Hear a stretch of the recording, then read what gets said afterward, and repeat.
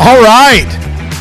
We are just a few hours away from Good Friday, and it is another wonderful Thursday. It is 1 p.m. Central Time, the year of our Lord 2022. And if you guys cannot tell by the way this sexy voice is sounding, I am dying from allergies. Hey, you guys, do me a favor. Drop in the comments and let me know, how's the audio this round? Last time, I was not meaning to, but screaming. All right, listen, we're going to get into this. Slave or king? You guys, we are joined by a very special friend of mine, Coach Nick, who's going to be dropping some nuggets on systems and process flows within your organization. I'm excited for you guys to meet him, so let's just get right to it. Chris, are you ready to do this? I'm so ready. Let's go, my friend. All right, Donnie, let's go. Be back in a few seconds.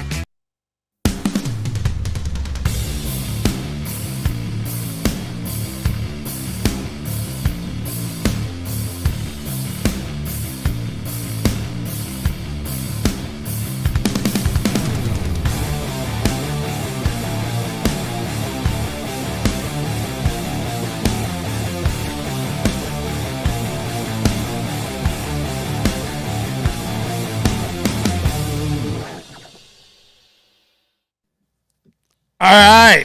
Anyways, hey, a little round of applause. Coach Nick, welcome. Thank you. Donnie's like, I want it. He's holding up the cue card right now for all the live. Yeah, all the live studio audience. All right, so we're using a new platform today.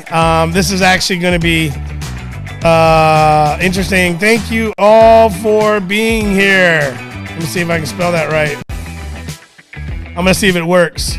Does it work? Kind of. All right. So we're really disappointed that your picture is not in there. Come on, Rigo. Wait, what? You gotta get your avatar picture set up. Like, that's 101, Rigo. Oh. Put Did your I? mug up in that Oh mug. my God, I didn't set that. Well, but that's because I'm coming in as the host. How did you do it with your LinkedIn profile? Anyways, look. Okay. Obviously, I don't have my process set up. Yeah, I posted it in LinkedIn. That's why my LinkedIn popped out. Got it. Okay, so you're all acting cool like you got it figured out. Anyways, awesome. Nick, hey, listen, I am so glad you're here.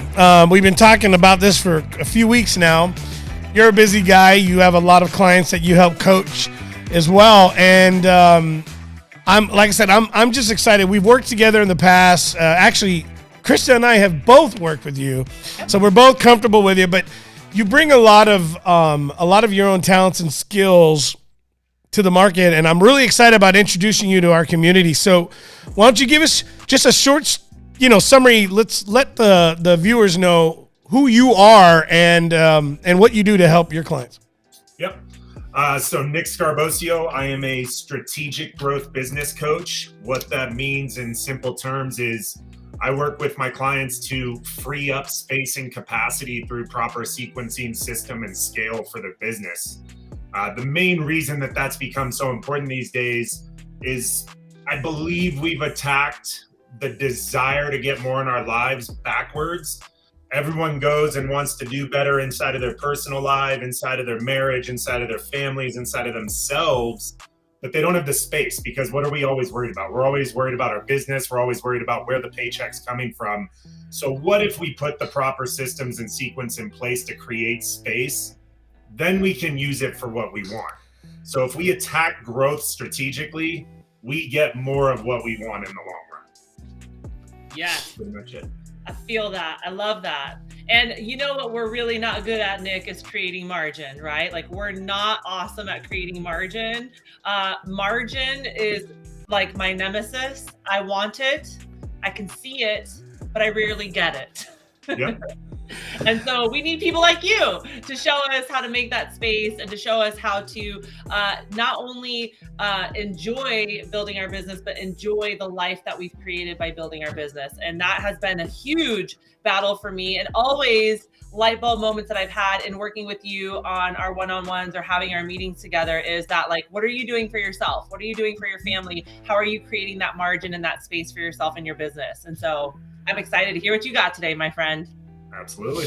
Yeah, same here. And so real quick, for those of you guys watching, listen, if you want to get more actively engaged, we're kind of kicking it up a little bit. Here's what I want to let you guys know. You can chat any comments directly to us by putting it into a text. So send us a text at 316-799-8052. Can you put the number up, Don? Do you have that? Ooh, I'm getting the face that says, I forgot to load that graphic. Oh, if you could see his oh shoot face. Oh, it's Yep. New platform. 316-799. I forgot to give you guys a zip code. 316-799-8052. Text lunch. It's going to get you into the chat. Hashtag lunch, excuse me. Oh, there it is. Text us. You just added that, huh? Like, yeah, baloney, because that doesn't even have everything in there. Hashtag lunch to 316-799-8052. That's going to get directly to us right now through community. And what's going to happen is we're going to bring that right in and ask Coach Nick what's going on. So as he gets into this, by all means, drop stuff into the comments. But also, we want you guys to get engaged. And we're going to send you his information and anything he decides he wants to share with you guys through community as well. So, all right, anyways, let's get to you. So, Coach, talk to us a little bit. You sent me a great document. And one of the things that I'm looking at is while you're working with the companies strategically, as you noted, what are the number 1, 2, and 3? I would say give us a couple top issues that these companies are facing in terms of process and flow within their organizations.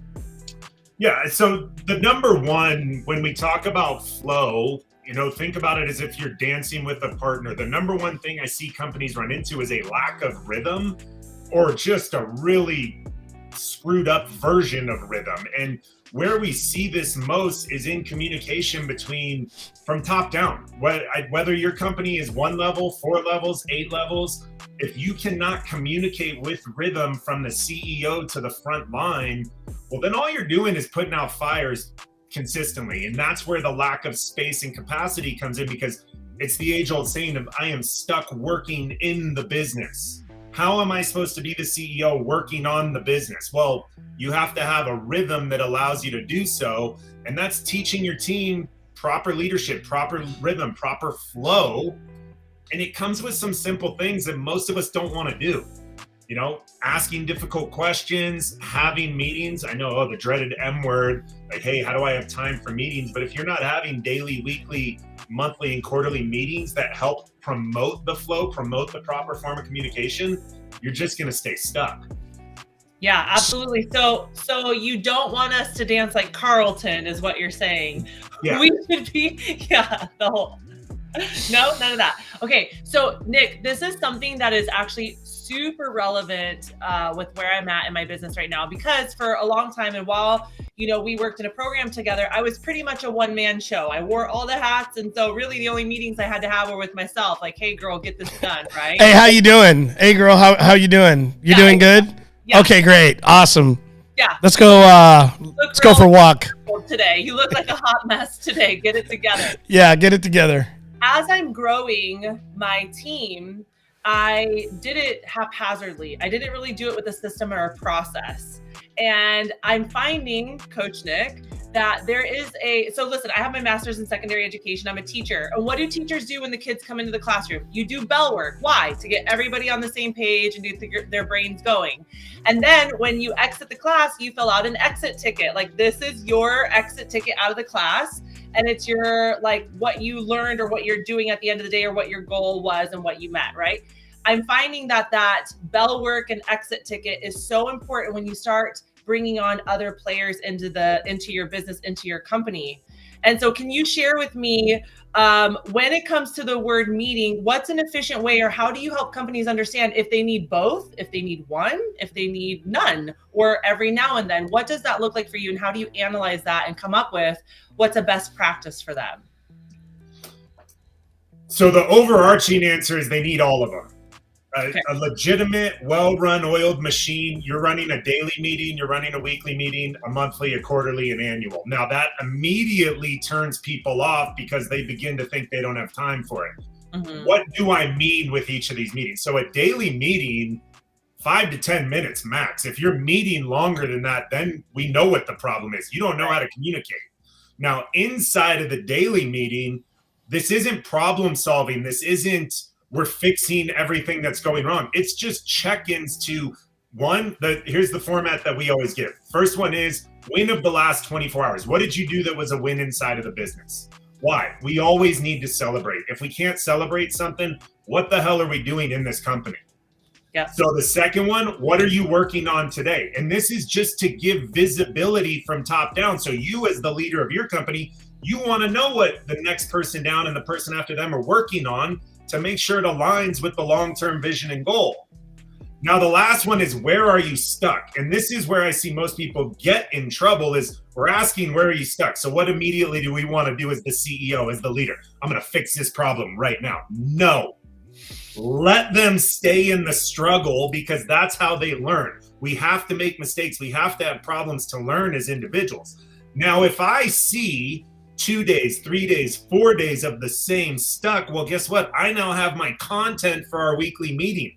This is a problem inside of the organization we must fix. That's when we do that. So I'm about to ping the rest of the team. I know they're working on stuff, but I hope you guys are watching right now because, Donnie's in the studio. The rest of the team is working. Literally, we were just having this conversation this morning about this, and this is awesome. So I'm going to reiterate real quick 3 ways that you manage this. Number 1, with the team, quickly we recognize a win, right, from each of the team members. You're going to go machine gun fire. Everybody fire off a win in the last 24 hours. Love it. Okay, then second, what are you working on? Now, we're talking about one major project? Just what's your focus of the day? Okay, all right. So everybody should have a focus of the day. Maybe it's client retention. Maybe it's hey, we switched softwares and we don't have our graphics loaded ahead of time. I need to get those done. Did you catch that? Did you catch? Oh, you got it? Okay. He's not amused. He's not amused at all, by the way, Nick. All right. And 3, where are you stuck? That I love. That I love right there. I mean, because we ask, but if we're not doing it daily, then we're not going to trend the issue. Yeah. Right. And so here's what I love what you said, Nick, and avoid the desire to fix it. I'm a fixer. I'm a problem solver. So even in my relationships, Coach Nick, I have to ask people, okay, before you share with me what you're about to share with me, am I listening or are you asking me to help you fix your problem? Because I need to know which gear to shift my brain into. So I hear what you're saying is at the onset of a being stuck, give them the space to figure it out and do it on their own, and then go into fix it mode if it persists day 2, 3, or 4. Is that what I'm hearing you say? Yeah. You have to give your employees an opportunity to learn. Mm-hmm.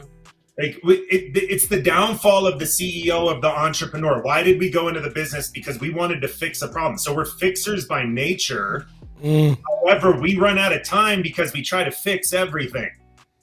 Let them learn. And the funny thing is, most of the times they're going to surprise you because they're not only going to fix the problem, they're going to fix it better than you would have. They're going to create a new system that helps you grow as a company. I see that all the time, especially when you're put into a position of challenge. There was a post going around. Jordan Peterson is talking about how parents do their children an injustice when we stop them from being in a dangerous situation safely. Yeah, don't stop your kids from being dangerous cautiously. Yeah, and I loved that because it's so true. When we are not in a place where there's a bit of fire, right? Let's think about this. As an entrepreneur, as founders, the 3 of us are founders.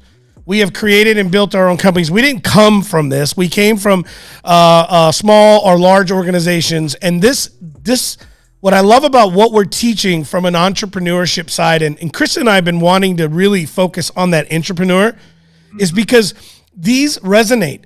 I don't care if you're a manager of a team, if you're brand new in an organization, if you've been with a company for 20 or 25 years, or if you're a business builder. These foundational elements don't change, and this is how we can help others grow. So when we're looking at how we incorporate and challenge our team, we have to look at how did we get here? Yeah. We got here because it was trial by fire, and we either made it through or we got burned alive. Sometimes we got burned alive and still got back up and did it again, right? But that's how we learned. And so, yeah, you're right. If we keep stepping in and removing the opportunity for our team to learn safely, right, in that environment, then we're not going to see what they're really capable of. And you're right. I continue to get shocked. Right before I walked in here, one of our younger designers, very, very new, my God, he didn't even own a computer before he started working with us. And I was like, what? But he picked up so quick, and I'm looking at what he's doing, and I'm blown away. Like, what he's doing for our clients is phenomenal. And it's really because he's been getting that trial by fire. Go ahead, Nick. I'm just going to, the trial by fire is a great one. And I want you guys to also, like, the main reason we need to not fix and listen, as Krista just put, is if you continue to be the fixer and the problem solver, you won't only see what skills your employees have, but you are teaching them that it is not okay to use their voice and to speak up inside the meetings. So that's when we go to the next rhythm piece, the weekly meeting.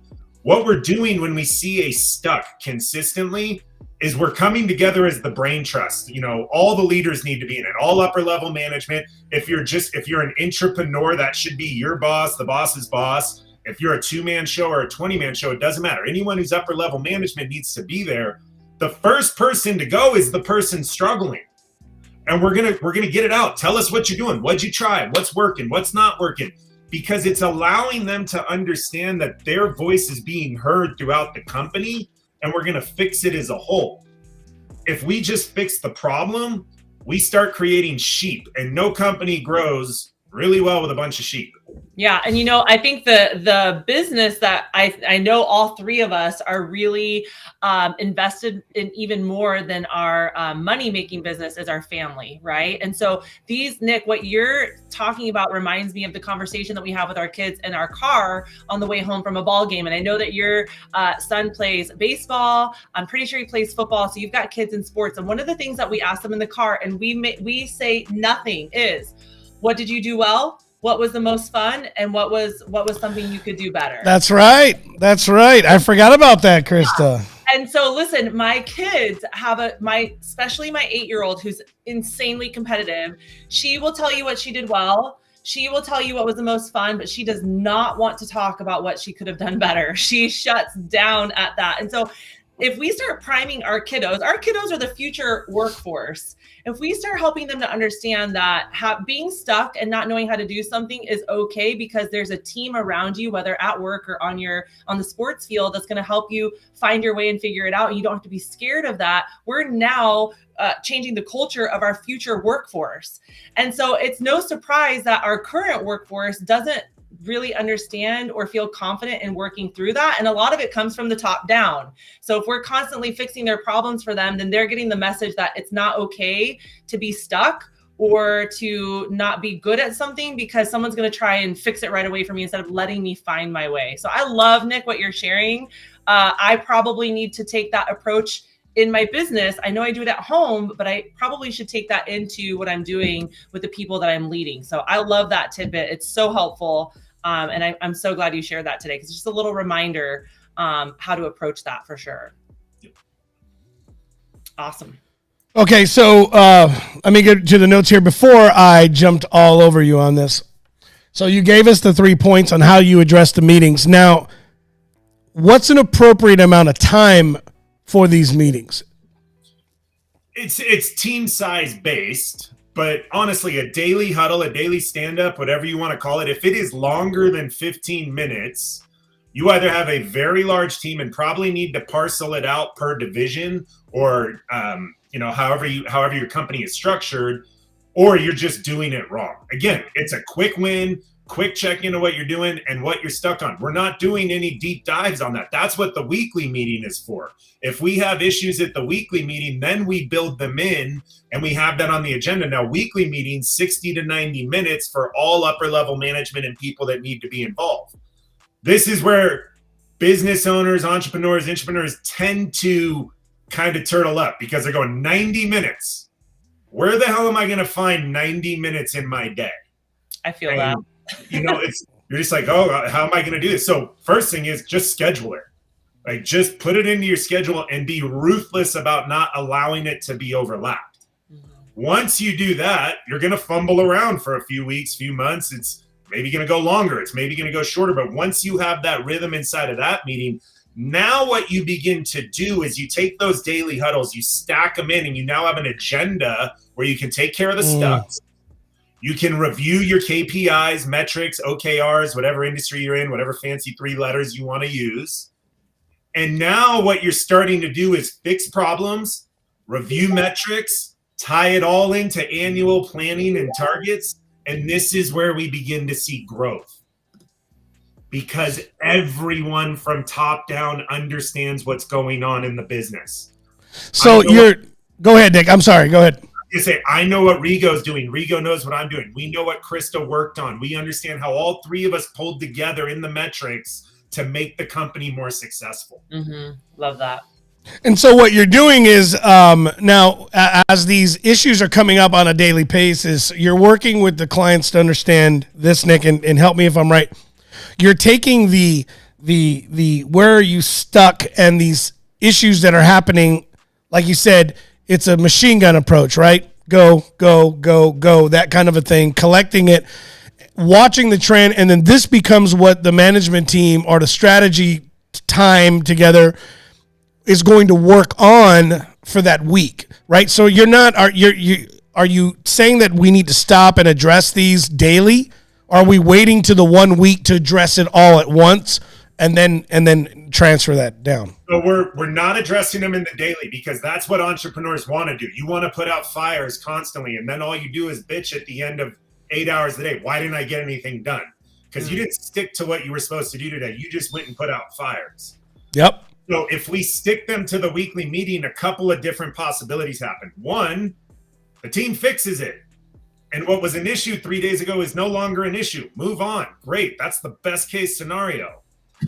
Second possibility is there's 100 stucks on the agenda. Well, we can't address 100 things today. So let's prioritize, looking at our metrics, looking at our annual priorities. Let's prioritize out of these stucks. When we knock this one down, how do we get more results? So you start to prioritize them. You assign action items. You come up with the plan, and then you can move forward. We're not doing the run around like the chicken with the head cut off. We're doing this all with strategy. Again, strategic business growth.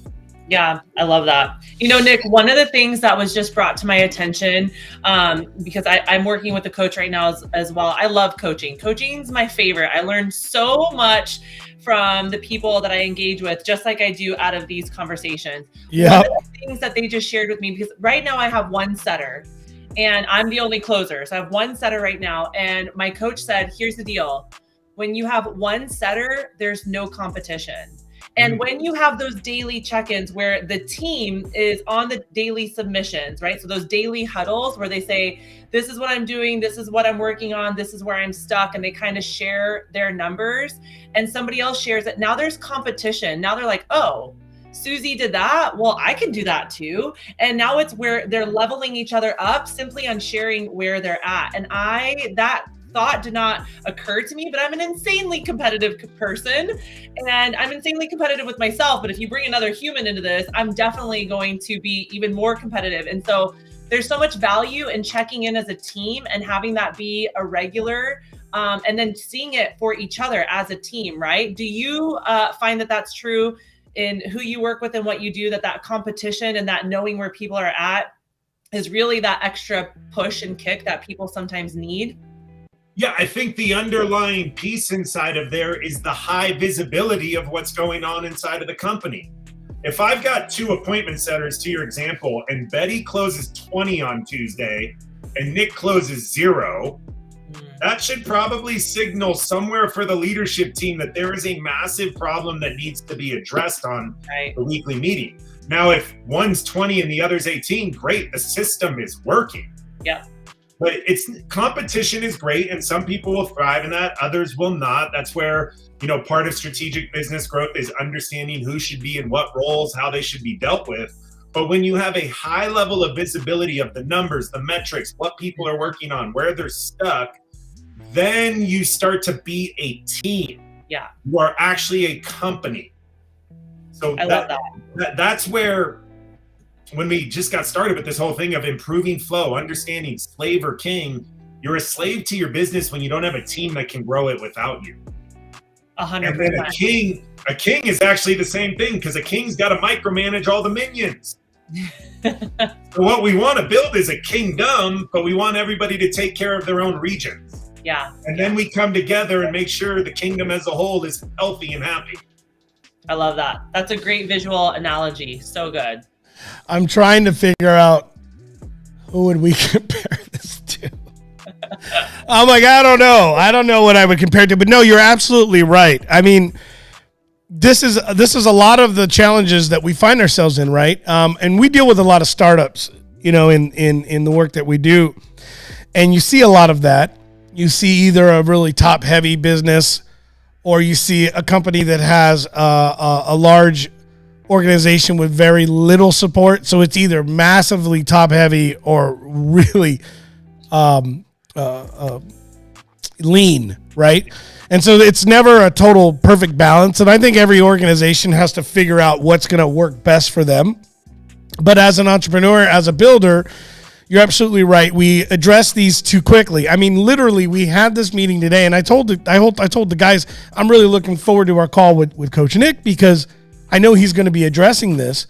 But how do I help you is what I need to understand, right? I've never denied any requests that you guys want, other than stuff in the fridge. But outside of that, if you guys need tech, I'll buy the tech. If you need software, I get the software, right? If we need extra hands on deck, if whatever the case is, like, I'll get it. Just tell me what I need. Yeah. But one of the mistakes, and I'm going to put this out there, that I'm absolutely making, is addressing it daily. I'm using, like, you're right. Every day I'm trying to put out these fires because I'm seeing a concern or a problem, and I'm trying to get it addressed, versus, we have our pods, but what we're not doing is asking the questions in this manner. We're asking similar questions, but not this way for that purpose. I love this, Nick. We're implementing this immediately. Yeah.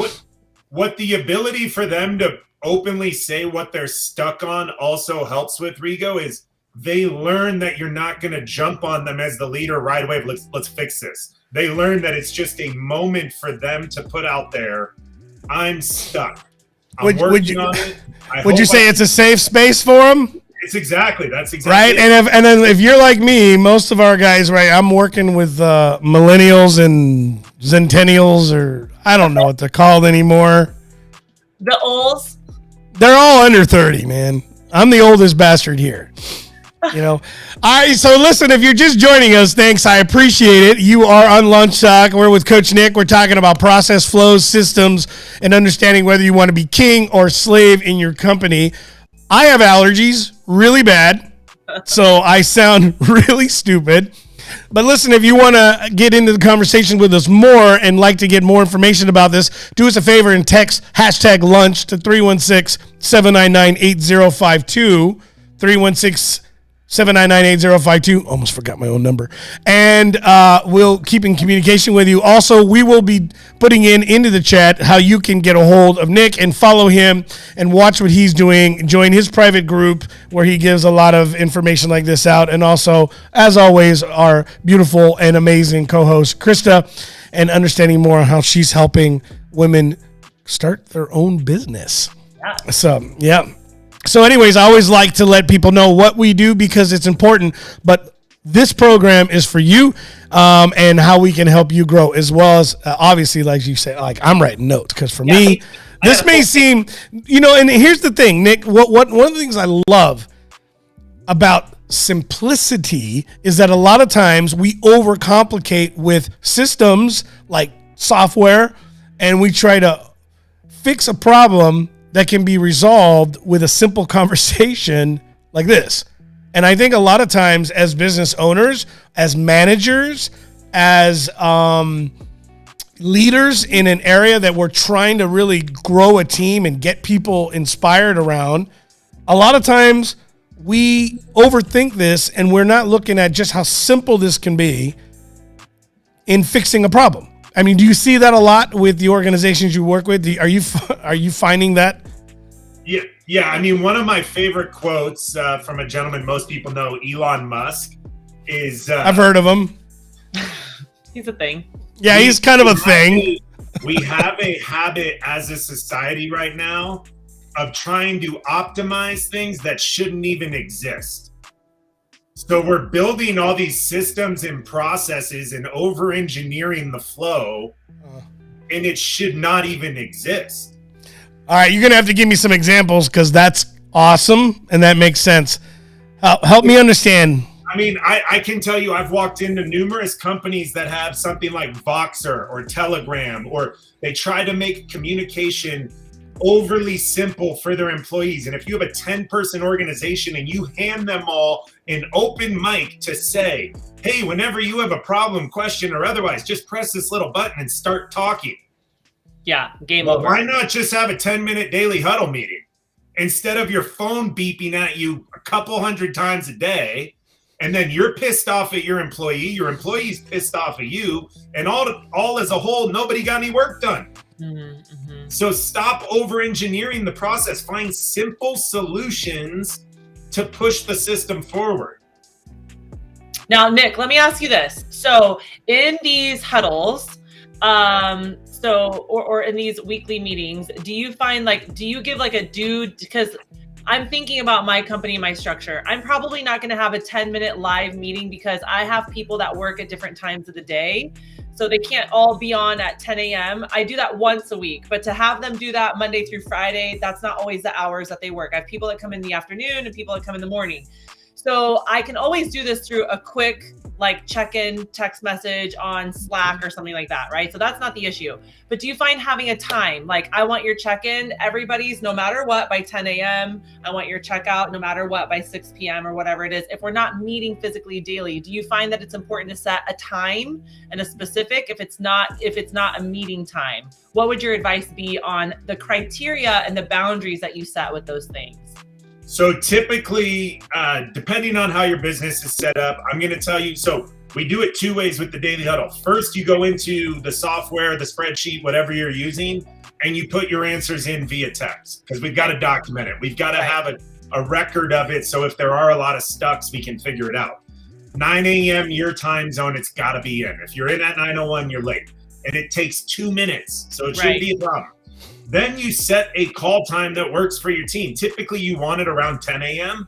because you want to get it done early in the day. Now, if you do have a team, maybe you're multi-time zone, maybe you're multi-country, and the phone call just doesn't work, then something like a Voxer, a Telegram, Slack, whatever it may be, can be used, but you have got to set hard lines on it. Yeah. Hey, you have 1 minute, your voice audio's in by this time, everyone's going to listen to it by this time and give a thumbs up, and we're out. Done. Yep, I actually don't even let them do voice.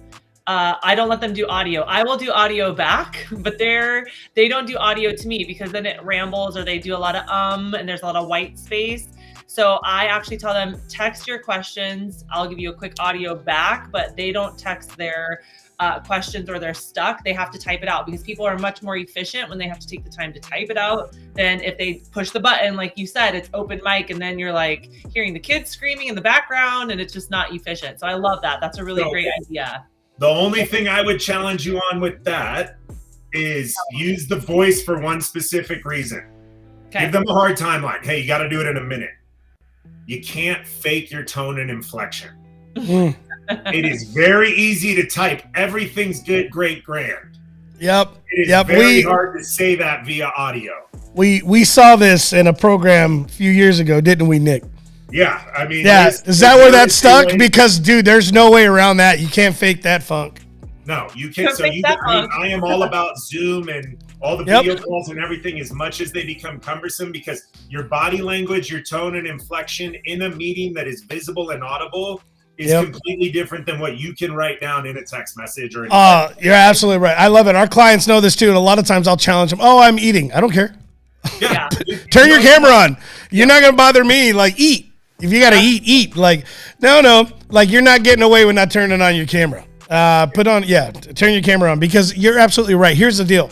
We have a hybrid work environment, and I personally love the hybrid work environment. I like having an office. This was important for us, which was why last year we decided to get a facility. It is very important, and this is why we bring our team in on a monthly basis, those that are remote. But still, we have that remote aspect too. One of the things that we've done, Nick, is we've opened up an open channel in Teams, which allows anybody in the organization to just get on. And so they're sitting in it. And so it gives that environment, like it's an open channel. So that way it's like a virtual work environment. So if they need to chime in, they'll unmute themselves and be like, hey, Rigo, or, whatever the case. And so if we need to break off, we'll just separate and have a break off call where we'll go over some stuff and we'll get off. But everybody kind of, essentially, if you're not on a call, the idea is you're jumping on that and you're just sitting in there. So you're working, you're not to be bothered unless somebody needs you, but it gives that virtual aspect. What do you think about that type of methodology? I mean, any improvements to that? Do you see good, bad? The only issue I can see running into is like one of the age-old business sayings that I absolutely despise for leaders is, my door's always open. No, my door is not always open. I have work to do for my job, so we are going to set times where you can reach out to me, such as a daily huddle, such as a weekly meeting. Now, that does not mean if you hit an absolute hard stop roadblock that's going to affect the company as a whole, that I'm inaccessible. I just need you to ping me in a non-invasive way. Maybe it's email, maybe it's via this channel text. Hey, Rigo, have hit a major roadblock, wondering if you have 15 minutes today. So what that does is it allows the employee to feel the space to, when they need it, they can get the help, but it also protects your frame as the leader because you have shit to do. Yeah. Like slave or king. If you are a slave to your business, it's because you don't respect your own time. No, you're right. You're right. You guys, I heard this saying today, and this totally reminds me of it. It said, it was like on a mom blog. It said, no, I do not have ducks, and no, they are not in a row. I have squirrels, and they are at a rave. So I already have issues with the squirrels in alignment. And if I have people pinging me, I have to turn, when I really need to focus, I have to turn everything, Voxer, email, everything off, and I have to put on brain.fm and zone in and get really focused because y'all, I don't have ducks and they're not in a row. I have squirrels that are at a rave. And so I can see how it is a time suck. You are in the middle of doing things and it just pulls and pulls and pulls your attention. And then the quality of what you're doing is impossible. And it's not the time of helping your employee or helping your client or helping someone else. It's the context shifting back and forth. Absolutely. That 5-minute task cost you 15 minutes to go from A to B back to A. Yep. And that's where we start to lose all of our time. Yep. So if you keep a better rhythm, a better flow where you allow, like I put into when I ran our real estate business, there was a time block, 1 to 3 each day, where it was open door. Why? Well, because I got done with lunch. I didn't want to go directly into heavy work. So I was like, hey, I'll just kind of putz around 1 to 3. I'll check in if people need check-ins. If they don't need it, great. I just go back to work. Yep. But you've got to protect your time. You are the only one who will, because no one else will. They don't care.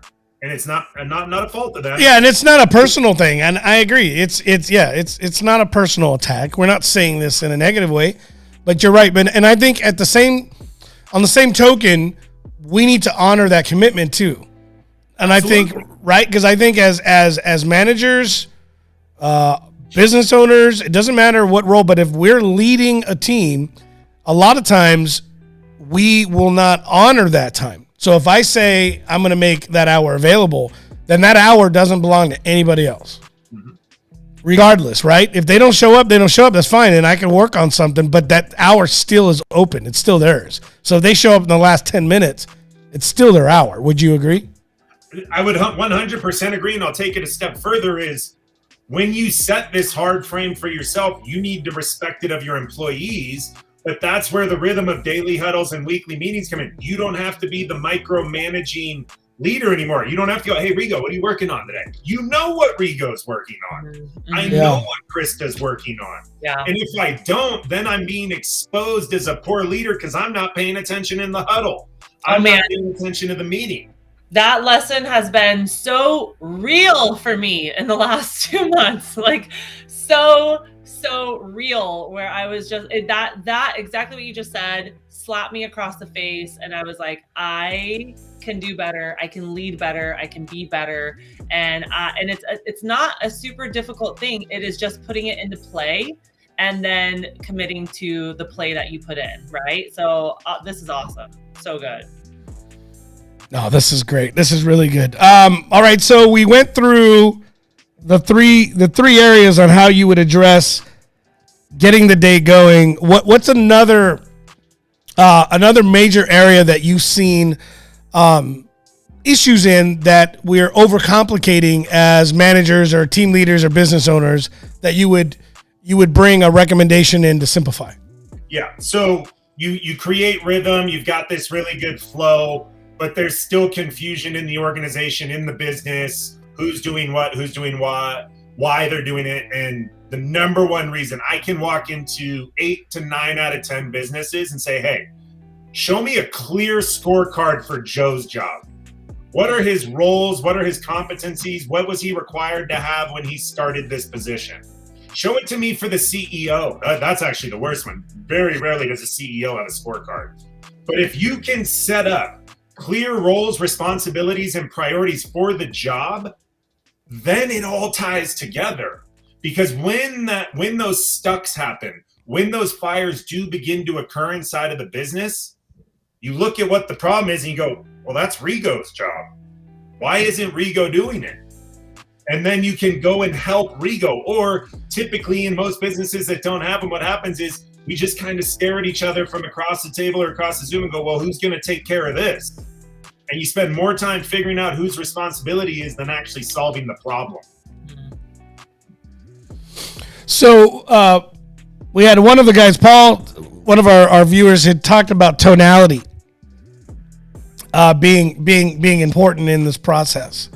What would you say in terms of because I got one tone. That's it. Right? It's loud and that's it. Yeah. And brash. Listen, I'm not one who's been known for being sensitive. I don't. Okay. It's just who I am. I tell people, look, I love you. You're great. Like, if I don't like you, we're not talking. I promise. Like, that's how you know we're not okay. Like, if I'm talking, we're good. If I'm not talking, we're not good. Because if I don't like you, we're not talking. It's that easy. Talk to me about tonality in this process and how you manage the attitude of these meetings and the approach, the scorecard. Talk to me more about that, because I think that's important. So the first one with tonality, and this, my biggest weakness, no matter what business I have run, whether it's coaching, real estate, gym ownership, a bad leader with bad tone is typically an extremely bad listener. We just want to immediately jump into solving a problem. We don't even let the person finish what the problem is. We just assume we know the answer when we begin it. So the skill of active listening will not only make you a better leader, it will help with your tonality, because it's making that brain slow down for just a second so that you can then interpret how you should respond to the person. So that's the first one I would give you. If you know your tone's off, become a better active listener. And I'll tell you this, it's the hardest thing in the world to do. I wouldn't say my tone's off. I would just say it's my tone. Yeah, understood. Right? So, well, there's loud, but then there's tone. So, yeah, I think you nailed this, Nick. I would say that is probably, as I've done the internal work and the self-awareness and learning and understanding myself on a deeper level over the last 6 to 7 years, I have learned so much that I am not an awesome listener. I have to work really, really hard. My brain goes really fast and I have all these thoughts and things that I want to say. And I've had to work really hard on listening and not solving or finishing sentences, even in my own head. And so I love this because when I have an off tone with my family, with relationships, with employees, now I know where I can default back to and slow my brain down and encourage myself to listen instead of speaking. I love that. And you know, one of the processes in being a business owner that has helped me understand that this is a need is sales. Because sales is about listening, right? It's very rare about speaking or solving the problem on the phone. It's listening and then guiding. And so being an entrepreneur, it just helps you grow in all the areas, doesn't it? in all the areas. In all the areas. In all the areas. Awesome. So, okay, first off, to you guys, listen, if you're getting any value out of this, do us a favor, let us know. Drop something in the comments. We got a couple more minutes left before we go. So I want to give you guys an opportunity to throw out any questions. Right now, if there's anything you want to ask Coach Nick, drop it in the comments. Let us know. Do it quickly because we want to grab him before the hour's over. But are you getting any value out of this? I know I am. And so if you are, please show your love. Let us know. Share with those out there who need to hear this. John Bloom says, yes, sales is about listening.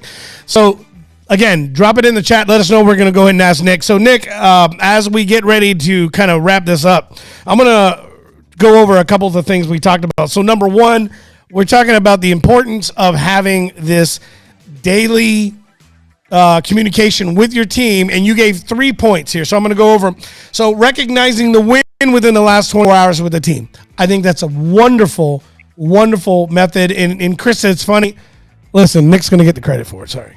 I know. No, I know. She talks about this all the time, but she talks about it with like kitties and I know. And it's all about feelings and all this other stuff. And she loses me there. Okay, but Tonality. I told you I got one tone and there's no sensitive, nothing. All right, so recognize a win 24 hours within the last 24 hours. Love this.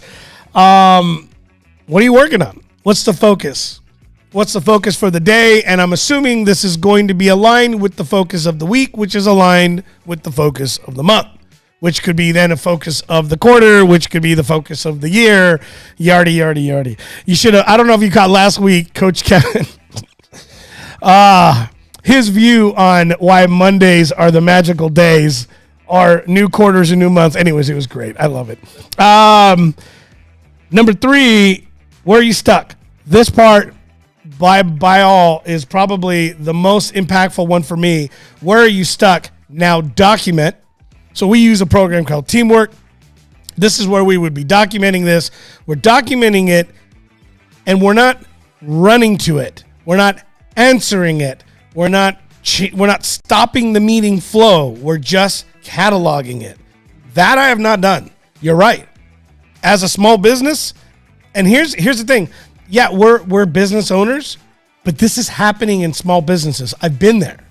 And a lot of small businesses hire people who are entrepreneurs. You have to have an entrepreneur spirit to go join a startup. Period. Because you already know there's not a level of security there, but there's a reward if it pulls through because you were part of it.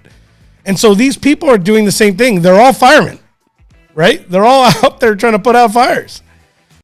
And so I love this. This is huge because I guarantee you this is interrupting my days massively right here, is trying to address this issue right away. So those are the 3 things I thought were just absolutely powerful. Then we're talking about the aspect of grabbing a 90-minute huddle from a perspective of now addressing all of these stuck issues and coming up with solutions. That way you can prioritize things that need to be done. And we got into a little bit of the scorecards. I would love to be able to talk more about that maybe another time, because I think that's super important. And of course, active listening. So, but I'm hoping you guys are writing notes down, man. I got a ton out of this. Anything you want to share before we get out, and then we'll check the comments and see if anybody's got any questions for you. The one thing I want everyone to know is, this is an evolution. This isn't, you start the daily huddle tomorrow, and guess what? For 3 weeks, 6 weeks, maybe 3 years, I don't know, it's going to be terrible. You've got to learn to find that rhythm. It's like I mentioned very early on, this is a rhythm. This is a dance that you are doing on a daily basis inside of your business. So instead of ignoring the problems and going and becoming that solo firefighter, create the team, create the firefighting crew through communication, through actually talking about what's going on daily, weekly, monthly, and then on, annually and quarterly. So just be willing to have the conversation and create flow and rhythm.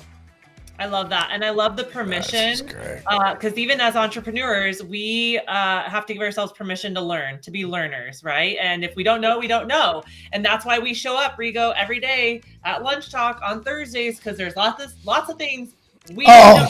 People like Nick. Absolutely. Buddy, they all bring fire, and we learn as we go. There was a question, Rigo. Did you see Paul's question?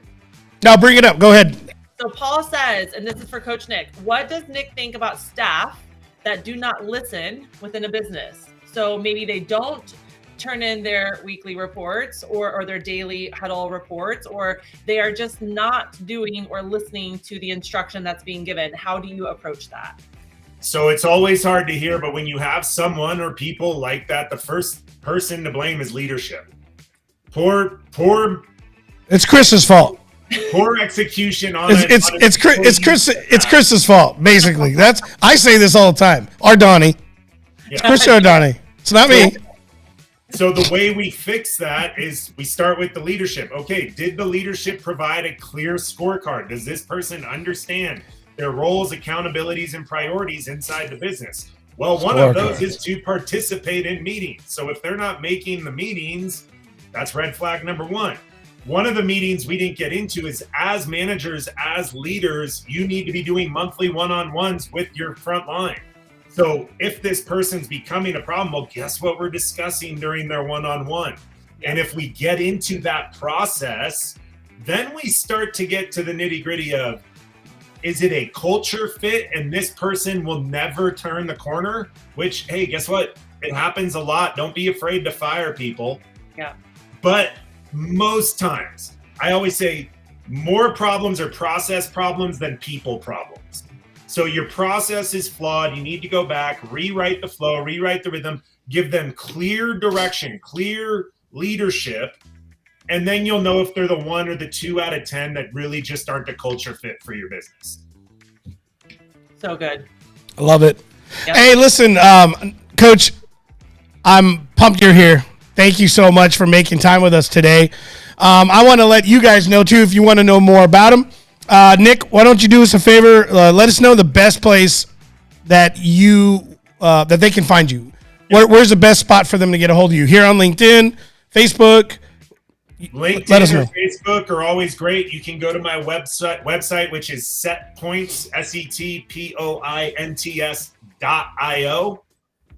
And anybody who wants to reach out, any questions, you want the agendas for any of these meetings, I'm happy to give them to you guys. You have questions that we didn't break through on today, happy to do it. Awesome. So good. All right, I'm pulling it up. There it is. Your certificate's not secure, buddy. Yeah, we had a little issue yesterday. might want to get that updated. I'm going to drop that in the chat for you guys. I trust you, so I'll go ahead and click on it. My security is like, are you sure?